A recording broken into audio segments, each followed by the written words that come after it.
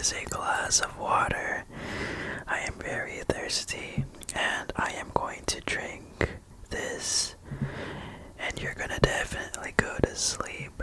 So this is the 17th, no, the 18th glass, the 18th glass. And so it's very, very chill here, so I'm going to drink this. And while I drink this, you're going to be experiencing a dream that I had in your perspective. Like I do a lot of these. Almost always do this. I almost always do this kind of topic. So here we go. Are you ready to fall asleep? I hope you are. So now let's take you into this dream world. So imagine this, okay? Imagine that it is now summertime and you are ready to travel to Florida, let's say. Florida is like a pretty much a very warm place. The summers are hot very there. The summers are hot over there.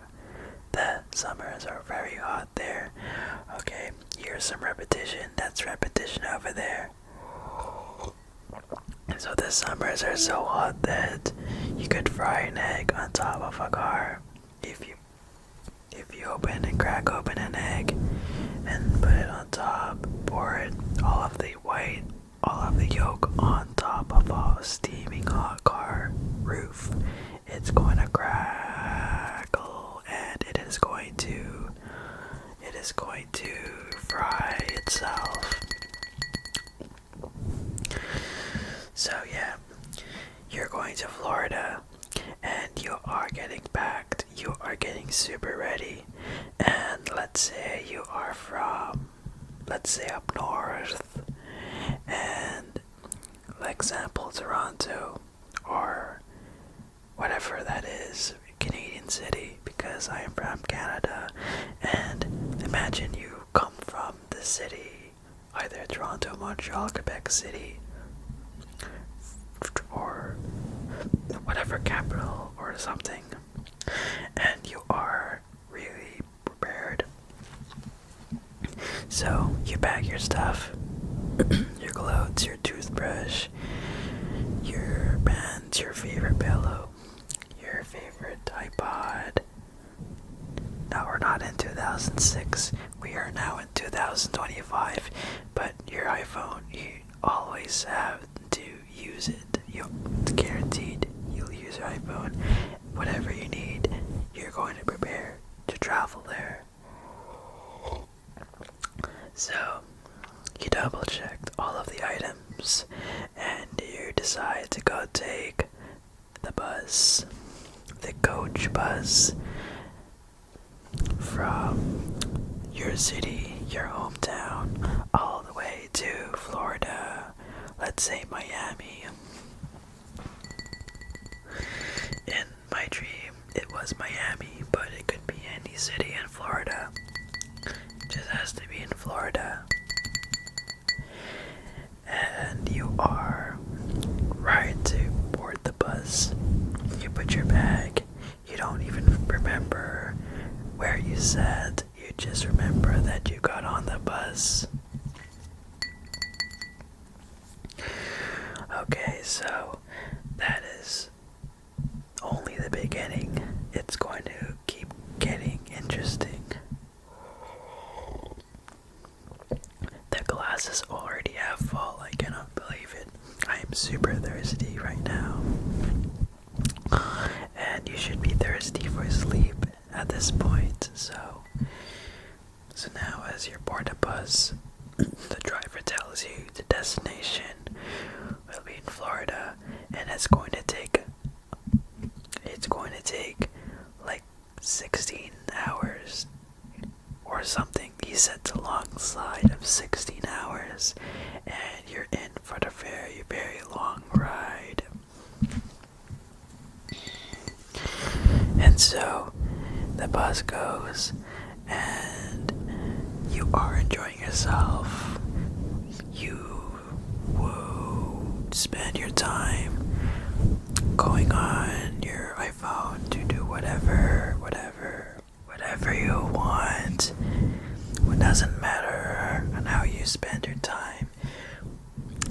So, the first hour of travel, you arrived at the border to the States. And it is a stop where every passenger must check their passports and ask like some questions related to the reason for travel or something.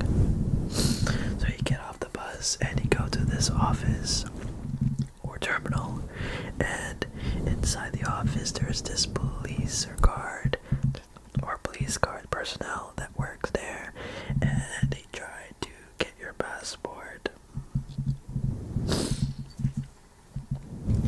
So as you take your passport, you scan it, and they check your passport.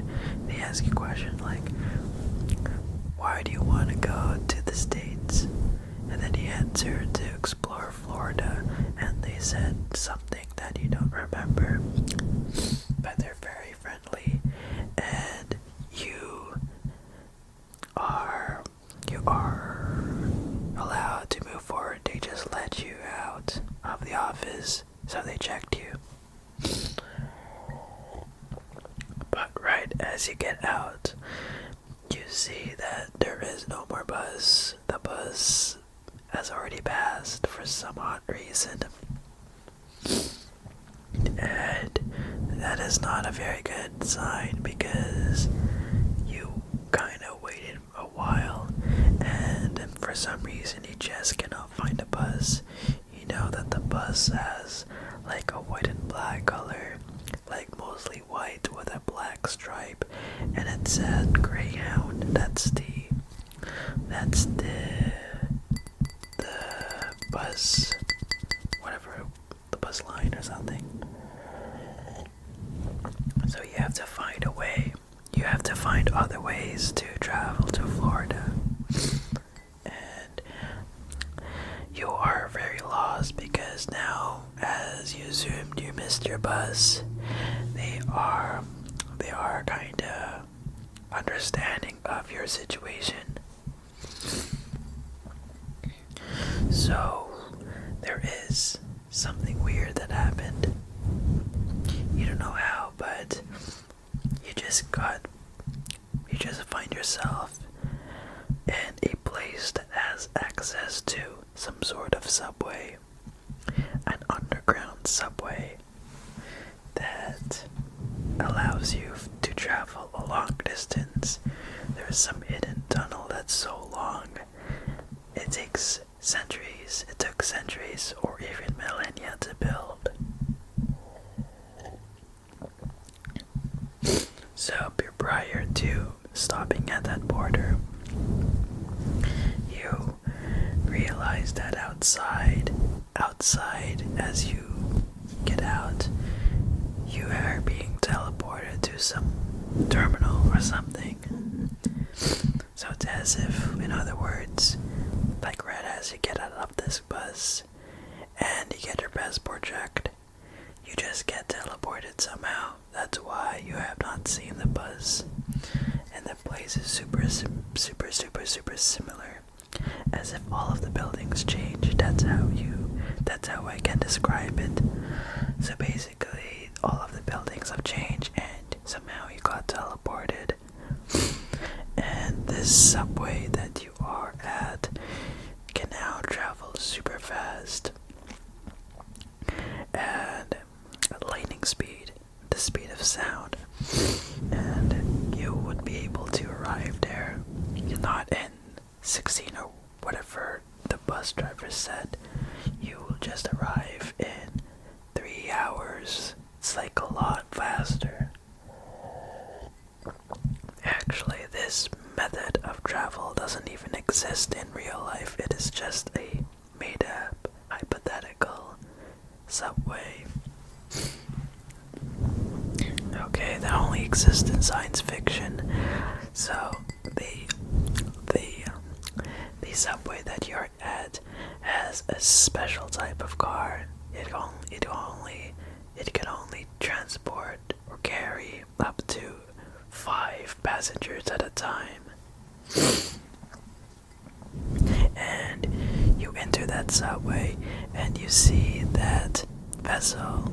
It looks like a futuristic spaceship that is suspended on top of these small tracks, and the tunnel that goes to it is very small. So you find yourself in this vessel, and a way to get in is by opening this hatch.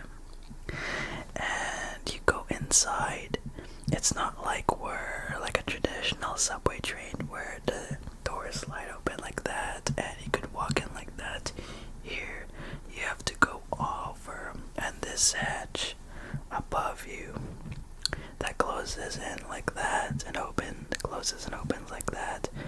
And as you are trying to get in, the only place that you could do, the only method to stay comfortable, that's what I mean, is to lie down. It's almost like a bed. And there is this person that's like has like a job of a airline, like in there. It's like a flight attendant, but like is like a personnel that works and checks everybody or something like that, like an attendant. And he tells you that you are required to drink this special drink that makes you stay awake or stay like stable or something. It makes you like that. That's what he tells you. Again, you forget all of the details, but the critical information that he tells you is that you are required to drink this little shot of this special liquid that keeps you stable and alive, because the travel requires that. And so he hands you that. You take this sip, and right as you do, you feel a lot more energy. It's like as if you have received a massive adrenaline shot. It's like you drank 500 milligrams of caffeine straight, like extra concentrated coffee. And so the guy tells you, or attendant tells you, enjoy your trip, destination Florida, and then he closes the pod and you lie down. And so as the vessel or train quote unquote moves, it starts to move slowly but quickly. Within seconds, it's accelerating very fast. It goes from 5 kilometers an hour to 20 kilometers an hour, then straight to 100 kilometers an hour, and then up to 300 kilometers an hour, and then 400 kilometers an hour, breaking the sound barrier or something like that. It's like the speed of sound is like 343 meters per second, so it goes faster than the speed of sound, and you could feel the vessel move so fast down to this infinitely small tunnel. And as you are moving very fast, you don't even notice the movement anymore. You are moving so fast constantly for minutes to hours, and the vessel just feels more like it is stationary, but you are moving. You are moving very, very fast, super fast. At one point that you don't even hear the sound outside. It is very silent. And as you move, you eventually reach Florida, but at another subway station. This subway that does not even exist. It's not even possible in real life. It just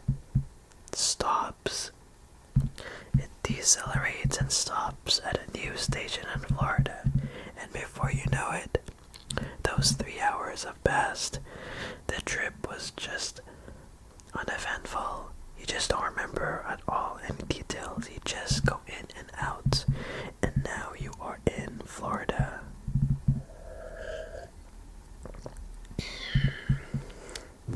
And as you enter Florida, you noticed a drastic temperature change. It is so much hotter now.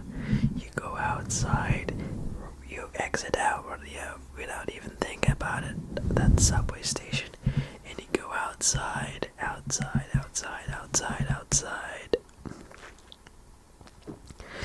That place is so beautiful,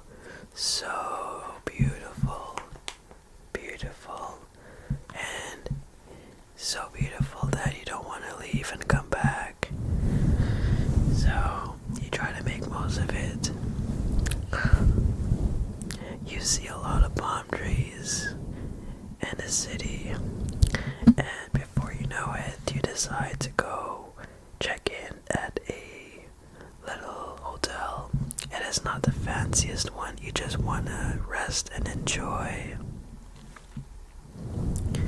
So now at this point, you don't remember anything at all except for the part where you are at the room and you are going to sleep, because now at this point day quickly turns to night and now you are ready to sleep. And as you are sleeping, you apparently feel something strange. It's as if someone is touching you, but you are alone. You are alone at this hotel. And you wake up and you take your phone out. It is 2-something a.m. and you go back to sleep. No big deal.